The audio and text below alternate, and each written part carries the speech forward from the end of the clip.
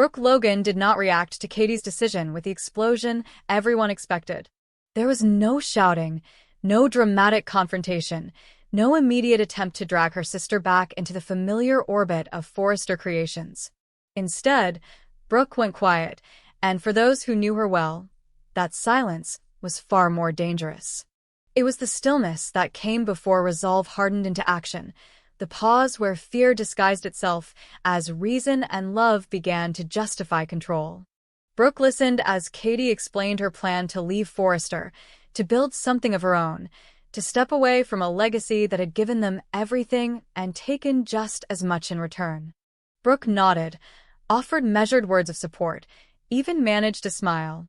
But beneath that composure, something fractured. To Brooke, Katie's choice felt less like independence and more like a threat disguised as courage. She told herself it was concern, that she was simply being the older sister who had seen too much, survived too many cycles of heartbreak and regret. In Brooke's mind, Katie was still vulnerable, still too easily pulled into decisions driven by emotion rather than long-term consequence. And looming over all of it, like a shadow that refused to dissipate, was Bill.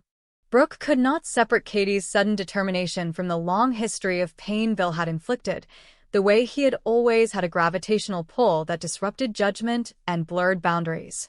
Brooke convinced herself that Katie's new company was not a step forward, but an escape, one that could end disastrously. That belief became the foundation upon which Brooke built her quiet resistance.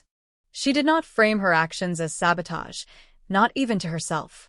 She framed them as protection. For decades, Brooke had been the one to pick up the pieces, to anticipate disasters before they unfolded, to act when others hesitated. If that meant making unpopular choices, if that meant being misunderstood, she told herself she could live with that. What she could not live with was watching her sister fall into what Brooke believed was a trap of her own making. At first, Brooke's interference was subtle, almost imperceptible. She began by having conversations, innocent, carefully worded exchanges with designers who had expressed interest in following Katie. Brooke spoke of loyalty, of stability, of the risks inherent in leaving an established powerhouse for something untested. She never directly criticized Katie, never questioned her talent outright. Instead, she raised concerns about timing, about financial backing, about the volatility of the fashion industry. She reminded them of Forrester's resources, its global reach, the security it provided in an unforgiving market. She framed it not as a choice between sisters, but as a choice between certainty and risk. To those listening, Brooke's words carried weight.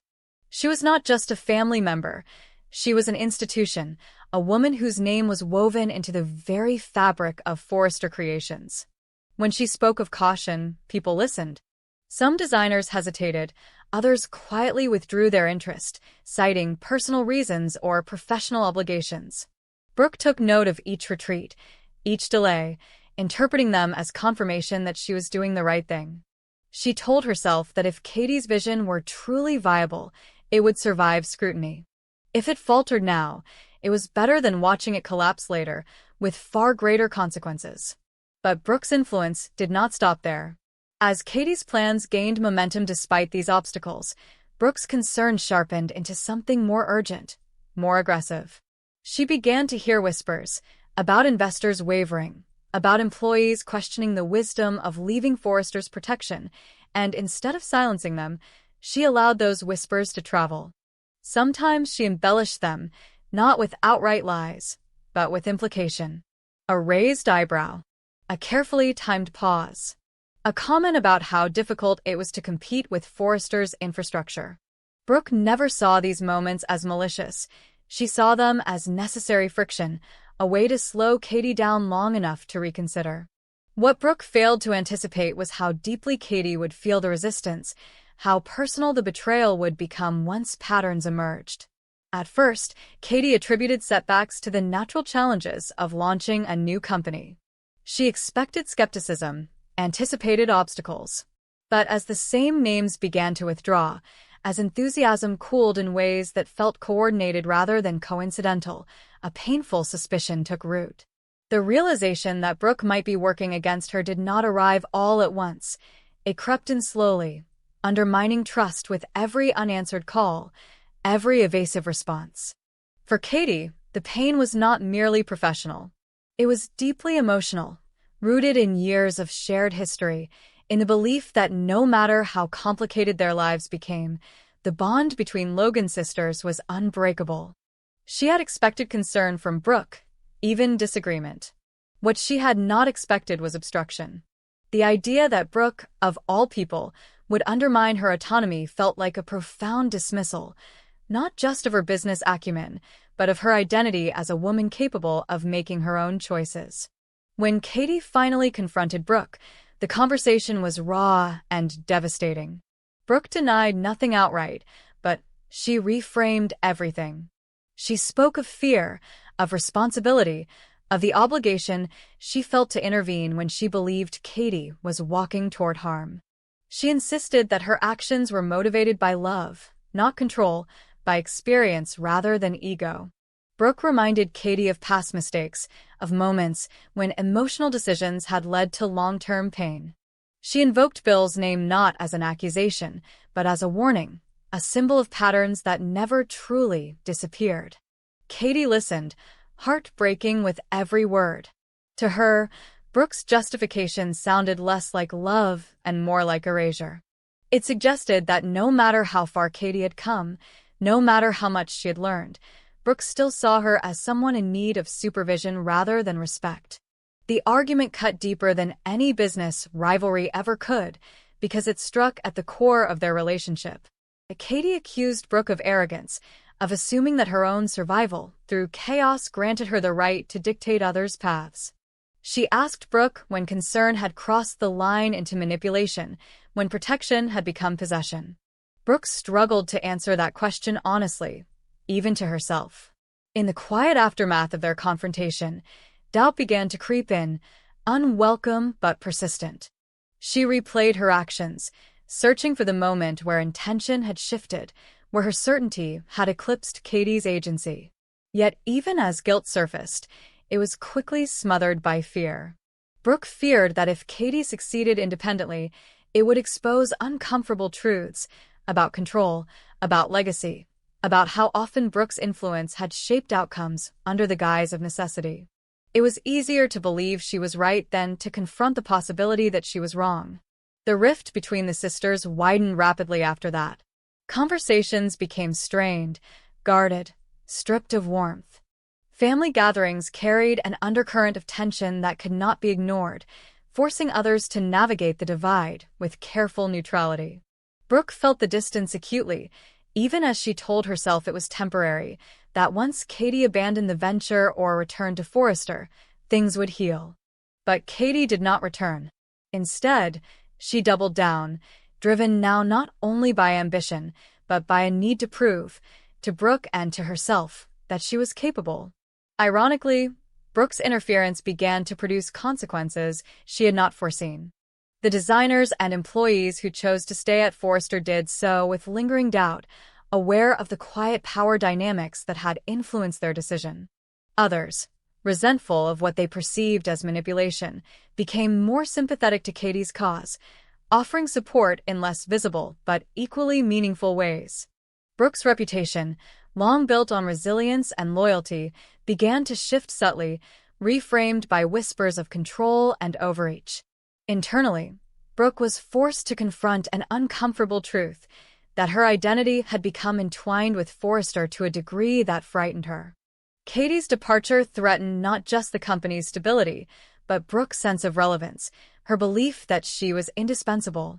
Watching her sister step outside that orbit stirred insecurities Brooke had never fully acknowledged, fears of being left behind, of losing influence in a world that had always revolved around her presence. Yet even as self-awareness flickered, Brooke's actions did not immediately change. Letting go required a level of trust she was not yet ready to extend. Trust that Katie could navigate failure without being destroyed by it.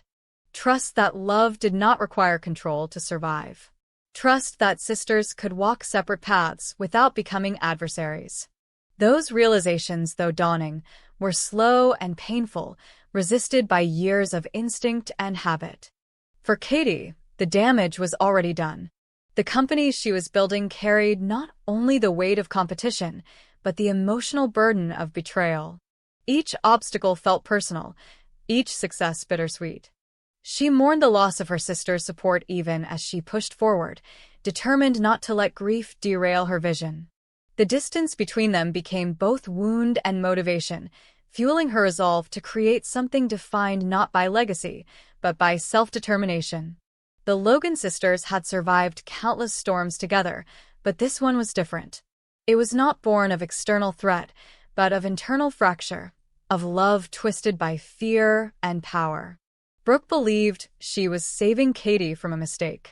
Katie believed she was saving herself from being forever overshadowed. Somewhere between those truths lay the cost of interference, the realization that even the deepest bonds can be damaged when protection replaces respect. As time moved on, the question that lingered between them was not whether Brooke had acted out of love, but whether love alone was enough to justify the harm. And for the first time, Brooke was forced to consider a possibility that unsettled her deeply, that in trying to shield her sister from pain, she might have become the very obstacle she feared the most. The silence that followed the fracture between Brooke and Katie did not bring peace. It brought a different kind of noise, one that echoed through every corner of their shared history. It was the sound of absence. No spontaneous calls. No half-finished sentences picked up hours later. No instinctive turning toward each other when something went wrong. For the first time since childhood, the Logan sisters were living parallel lives without intersection, and that separation carried consequences far beyond hurt feelings. Katie threw herself into her company with a discipline that bordered on obsession. Every setback hardened her resolve. Every small victory became proof that she had not imagined her own capability.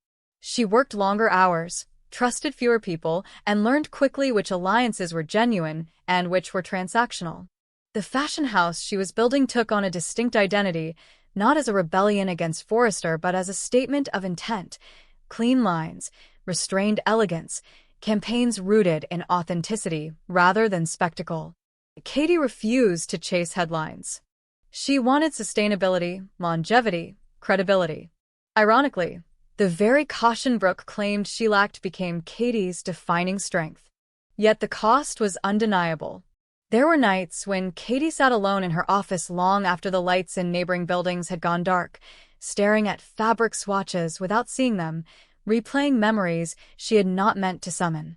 Brooke teaching her how to read patterns.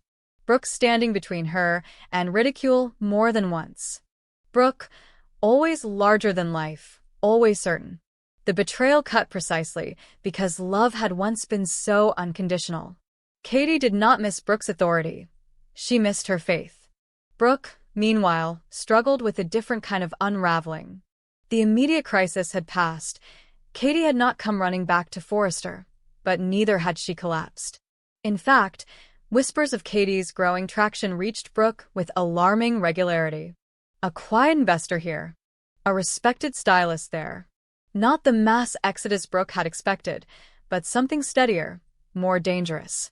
Proof that Katie might succeed without her. That possibility gnawed at Brooke in ways she found difficult to articulate. At Forrester Creations, Brooke's presence remained formidable, but her confidence was no longer unshakable. People noticed her impatience, the way she shut down discussions that touched too closely on Katie's brand. She dismissed comparisons as irrelevant, yet reacted sharply when numbers were mentioned.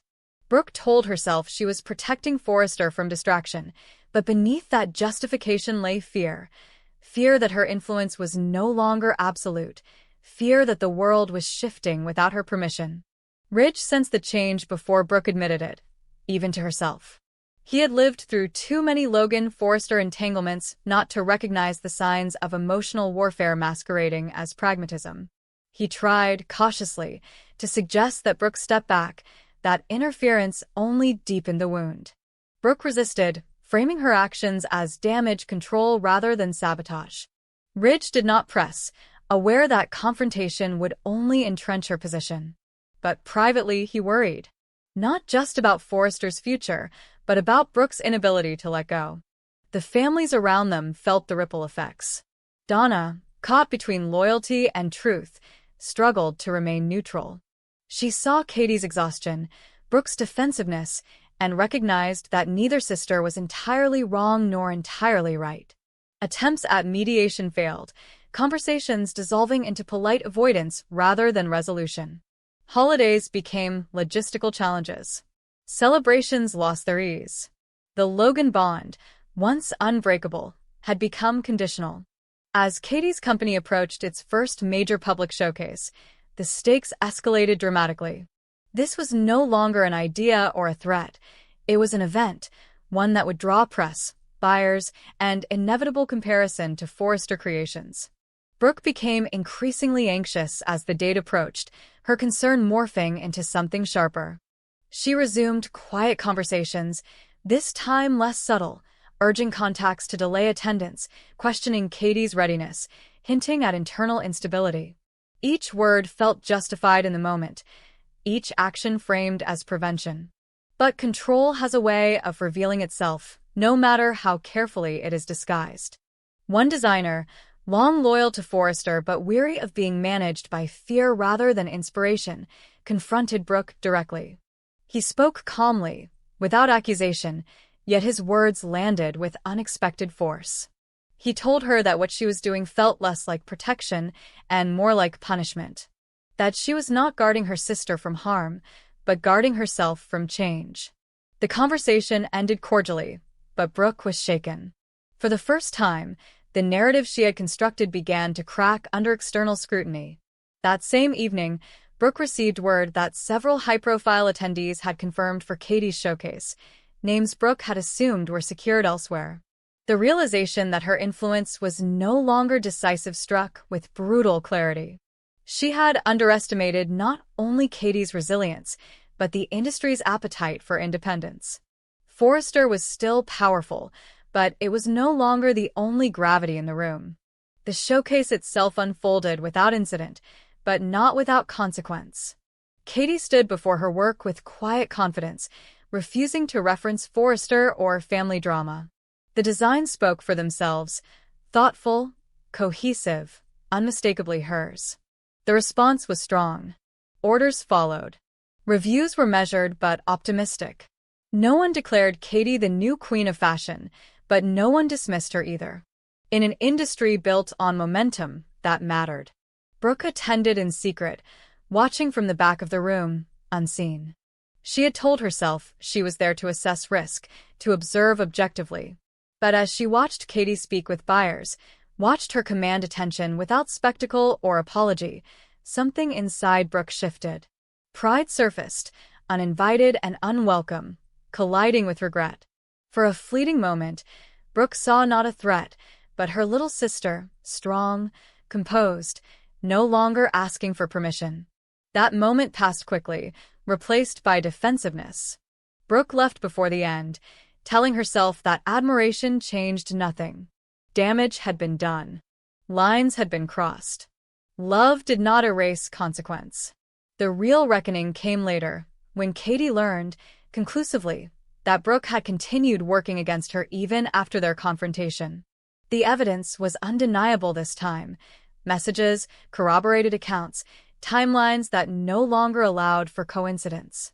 The hurt that followed was colder, more final. Katie did not call. She did not demand explanations. She simply withdrew what remained of her trust. When they finally spoke again, it was not in anger, but in clarity. Katie told Brooke that whatever her intentions, the result had been the same. Control disguised as care. She said she no longer needed protection, especially not the kind that required undermining her choices. She did not accuse Brooke of malice. She accused her of fear. And in doing so, she stripped Brooke of the justification she had relied on most. Brooke listened, silent, realizing too late that the battle she thought she was fighting had never been about Bill, or business, or mistakes waiting to happen. It had been about identity, about relevance, about the terror of watching someone you love step beyond the version of them that needs you. The sisters did not reconcile that day. There were no apologies that could bridge the distance yet. But something fundamental shifted. Brooke, for the first time, understood that love without respect was not protection, it was possession. And Katie, for the first time, accepted that moving forward might require leaving some bonds behind, at least temporarily. Their story did not end in resolution, but in transformation. Two women shaped by the same past, now walking different paths, each forced to confront what love demands when control is no longer an option. And as Los Angeles continued to turn, as businesses rose and fell, as legacies evolved, the Logan sisters stood as a reminder that the deepest conflicts are not always born of hatred, but of love that refuses to change.